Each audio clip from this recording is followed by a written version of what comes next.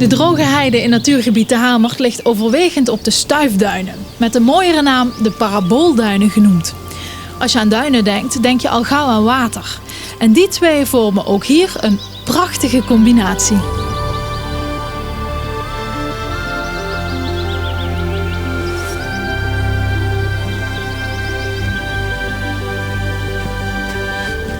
We lopen over de paraboolduin en hier zien we de parel van de Hamert. Ja, dat kun je wel zeggen. Dit is het pikmeelwater.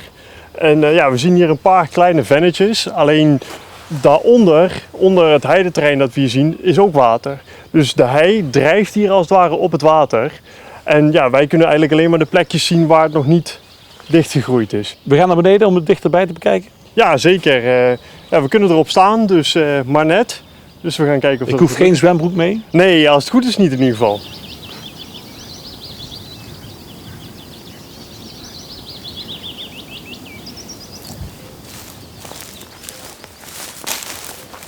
Oh, nog even stoppen op de oever. Hè? Ja, voordat we de drijftil opgaan. Want hier staan we dus inderdaad aan de oever van het pikmeelwater. Ja, we gaan hier zo meteen dus echt de drijftil op. Drijftil. Drijftil, ja. Dus het drijft echt op het water. Het is dus echt gewoon vegetatie en levende planten die op het water drijven. Het lijkt een beetje op ijs. Alleen je moet dus ook net als ijs oppassen, want het kan dus ook heel erg dun zijn. Dus normaal gesproken dan gaan we hier ook niet, komen hier geen mensen. Mensen mogen niet doen wat wij zo meteen gaan doen? Zeker niet, want ja, als je er doorheen schiet, net als bij ijs, ja, dat is gewoon heel erg gevaarlijk. Dus ja, ik weet natuurlijk wel de plekjes die wat steviger zijn, dus daar gaan we ook naartoe.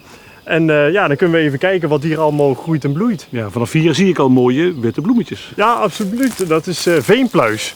Dus ja, het woord veenpluis, hè, het zit er al een beetje in, van dit is dus een veenpakket. Ja, en die veenpluis is een mooie indicator daarvan. We gaan kijken of dat het pluis is in het veen. Juist.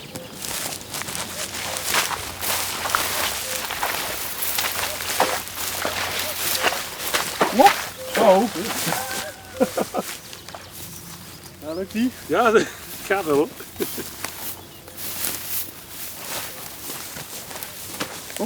We staan hier echt op de drijftil zelf. En ja, zoals we zien, het is erg nat. En het beweegt. En we gaan niet onderdoor, hè? We gaan er als het goed is niet doorheen. Maar ja, we kunnen hier wel laten zien van dat het dus echt gewoon alleen maar vegetatie is waar we op staan.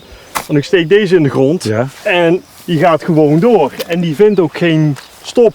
Want ja, hieronder zit dus gewoon water. En ja, de punt steekt nu gewoon in het meer dat eigenlijk hieronder zit. Hoe dik is de laag? Ik verwacht een centimeter of 40.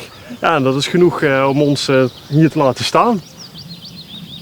Het water van het meer, wat rijker is, dat mengt zich niet met het oppervlakte van de drijftil. Waardoor dus alleen maar regenwater erop komt waar eigenlijk geen nutriënten in zit.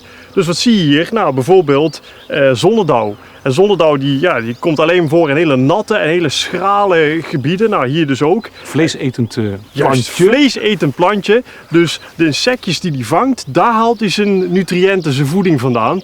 Ja, en de rest moet hij natuurlijk alleen maar van de CO2 hebben. Dat lijkt wel een soort eilandje.